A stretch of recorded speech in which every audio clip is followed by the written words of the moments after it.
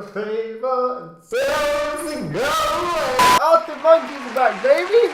5 years since their last album, AM, which got commercial success and critical success, was generally a success for the band. I mean, I personally thought it was a little bit tame, a little bit unadventurous, and kind of boring. Suck It and See remains my personal least favorite, although it has grown on me a little bit recently. But their first 3 albums, bro, flames. I fucking love all those albums, 1, 2, and 3. Alex Turner, man, a really emotive, you know, impassioned performer, a lot of versatility in my opinion. And yeah, a handful of months ago, they announced that a new album's coming out, Tranquility Base Hotel Casino, 5 years after AM, which is cool. It's their big comeback. They took a little bit of a break, and here they're gonna come back. You know, well, what's it gonna be? You know, I was very curious. There were no singles at all for this album, which was really surprising for me. I mean, because obviously AM was riding off the back of huge singles like Why'd You Only Call Me When You're High, Do I Want to Know? You know, they got radio play like over a year like after they had come out here in the UK at least. Those songs were giant. Like they fucking skyrocketed with those tracks. So they have no singles was crazy. And now that I've heard the album, yeah, I totally get why.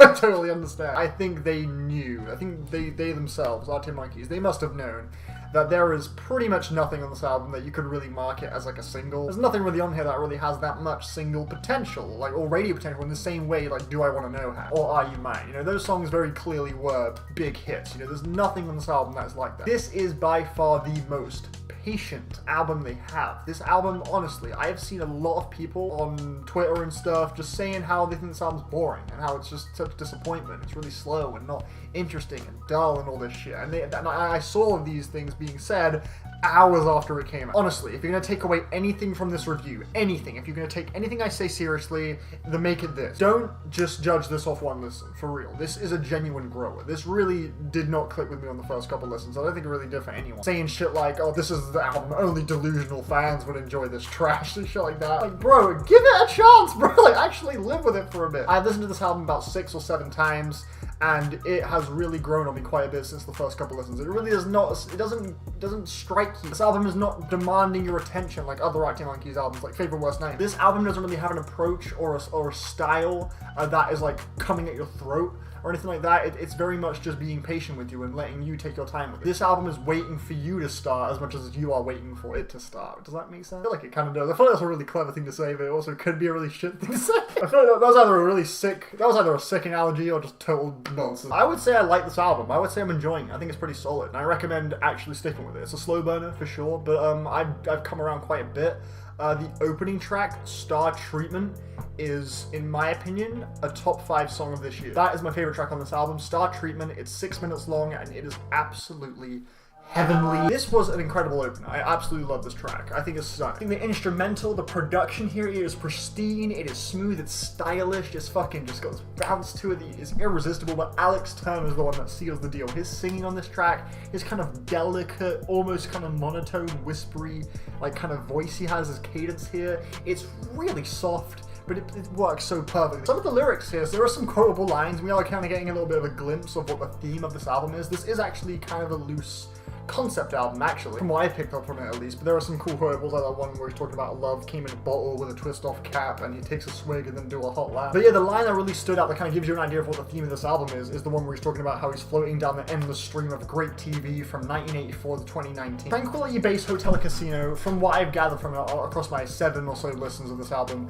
is that it's a concept about the future, a hotel, a casino on Tranquility Base, which I believe is like a base on the moon. Like, it's like a casino on the moon. It's in the future. Like, we've technological advancements is a big theme on this album, and I think there are numerous lines like this one, floating down the endless stream of great TV, 1984 to 2019, which is sort of like a callback. He's saying as if it's like set in stone, like this was an era of great TV that happened in the past. But 2019 is next year. It's in the future. So this album, I guess, is taking place in the future, to where technology is advanced to the point where they are like they're able to live on the moon. And I think that's what this album's about, because the ultra cheese. Thank you. This track also has numerous kind of predictions of what will happen, which will eventually become the past. Like that part where he's like, oh yeah, maybe perhaps it's time that you went for a walk dressed like a fictional character from a place they called America in the Golden Age. So I guess it's in the future it won't be called America. And there's also a line on the track American Sports where it's talking about like exploding things just like American sport. And I don't know if it's just me, but is he saying that like bombings and like shootings is gonna become like a sport in America because it happens so much over there. Is that too morbid? I can't tell. I think that's what this album is supposed to be. There are numerous lyrics alluding to like social media and stuff. Like on 4 out of 5, we sort of get a track that does kind of remind me of that episode from Black Mirror, one with Bryce Dallas Howard, where it's like everything's a rating, 4 out of 5 this, 4 out of 5 that, 5 out of 5, you know. I like the line where it says like Clavius Base is getting gentrified. Clavius Base is a fictional base from Tales of Space Odyssey, so that's going to become a real thing in the future, you guys. It's going to get gentrified, and it's going to get a 4 out of 5 rating. I like the song She Looks Like Fun as well. That was a cool track. I think the she in the title, She Looks Like Fun, it represents one of two things. Either one, it actually represents the internet as a whole, like it's personifying the internet as a girl, like she looks like fun, or it's just the average person reacting to like someone's Instagram feed, because the hook is just repetition of the phrase she looks like fun. But then like in the future hooks, he just kind of starts saying just kind of random words. He's like, good morning, cheeseburger, snowboarding, Bukowski, screwballing, all these just kind of random acts or just words or phrases. And what I'm getting from that is essentially each random word is like what someone's doing on their Instagram feed. Like, good morning, you know, I'm eating some food, it's a cheeseburger, they take a picture of that and you share it on Instagram. And then the she looks like fun is someone reading the feed like, oh, she looks like she's having fun. That's at least how I'm taking it, which I think is quite funny and quirky. There are some of the interesting song ideas all over this album that kind of tie into this kind of technology-fueled concept. On the title track, when I guess someone tries to cool the casino, they say Mark speaking. Mark, as in like Zuckerberg? I'm just gonna guess. Is he running this casino in the future? Is that what they're saying? Is that why they chose the name Mark? I feel like that's possible. On the song 1 Point Perspective, this track doesn't really seem to tie in too much to the concept or the theme here. It seems to be just detailing a short story of someone wanting to achieve their goals but not really sure on how to go about it, not really aware of how the real world works and how it's always changing. On the second verse, like the reality hits him and that sense of freedom kind of falls apart. And on the final verse, he's like performing to a quiet room. And sort of just saying, oh, you ever see this documentary? Just kind of rambling into just a general conversation. Like, it's kind of evident that he's kind of lost the passion. It's just kind of devolved into just like a general talk. Like, he's not really too sure what he's doing. And I guess it's implied, since this is the final verse, that he never actually achieved what his goal originally was. Like, lyrically, there is quite a bit to unpack on this thing. There are a few songs that feel really lyrically just kind of inconsequential, like The World's First Monster Truck Front Flip or Golden Trunks. In fact, actually, the world's first ever Monster Truck Front Flip was, I was looking forward to hearing that song because the title is flawless. But that's probably my least favorite track. It's a really boring song. The instrumental is a real snooze. It's a real just trudging instrumental, as in like it just kind of drags on. It's very sluggish. And yeah, lyrically, again, it hasn't really got much of a general statement or message. It's just kind of dull. Bat Phone was cool. I like the plinky sort of like melody that kind of pops up throughout Bat Phone. That was pretty nice. Kind of give it a bit of a snarky sort of personality. And I like that line where he says how, like, I ever told you about the time I got sucked into a hole through a handheld device. I flashback now and again, but I'm usually okay. Like, I guess back in the day when we used to be using our phones, back in the day meaning now, because this album's in the future. I guess, you know, people often get kind of lost in their phones and shit, and then he kind of flashbacks now and again. Like, he occasionally checks his phone and gets notifications, but he flashbacks. He usually doesn't get like sucked in like that anymore, but you know, he's usually okay. I thought that was funny. I thought it was cool. Yeah, again, this song, I like the instrumental here. Again, it's got one of the more kind of quirky instrumental, so it's got a lot of character to it, which I appreciate. 1 Point Perspective, I do like, again, like I said before, the lyrics on the song are cool, but the instrumental I don't really care for, honestly. The piano chords are kind of dime a dozen. They're like kind of upbeat, kind of plinky, like it's just a bit generic. It doesn't really excite me too much. Star Treatment is the song that really gets me going on this album like the most. American Sports is also pretty cool. I like the chorus. I guess. Oh, and Golden Trunks too. Both of these tracks, the Alex Turner's vocal performance on the hook on both of those tracks is really wonderful. The line where he says, yeah, my virtual reality mask is stuck on Parliament Brawl. That's just a wonderful line. Also, this line is a thing that exists. I don't really have much to say on it. I don't really feel bad or good about this line, but I feel like I should point out this line. I'm not mad at it being a thing on this album.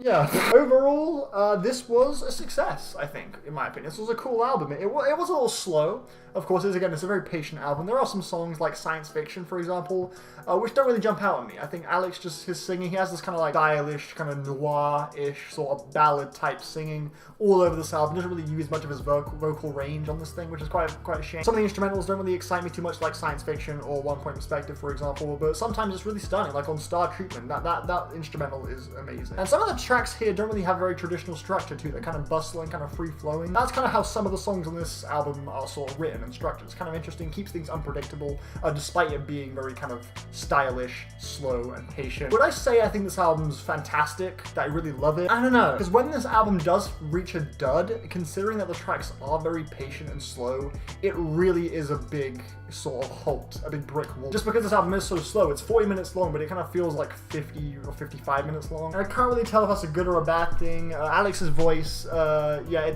I wish he did kind of vary up a little bit more. I wish there were a few more kind of catchy moments in general, because, and again, musically, this isn't the most boundary-pushing thing in the world either. Like, you've likely heard music like this before. There are some influences here and there that are pretty notable, like Beach Boys as well as David Bowie. I'm gonna give it a very strong 7. It's a grower, for sure. That is definitely subject to change, but right now, I'm liking it. I'm definitely going to come back to this. I don't know if I'm going to end up loving it by the end of the year or anything, but this is a really interesting development for Arctic Monkeys that I think is going to divide a lot of people. I recommend really sticking with it though to truly see if you like it. Don't just dismiss it off 1 or 2 lists. And it has a really interesting and cool concept and theme that I found myself really allured by. So overall, it's a 7 for me, but that, again, is subject to change. I got my problems with it. There are some songs that don't really interest me too much instrumentally and do kind of drag on, but generally, I like this. I think this is good, and I would gladly return to this. Those are my thoughts on Tranquility Base Hotel Casino by Arctic Monkeys. And yeah, cool, that is everything. Bye!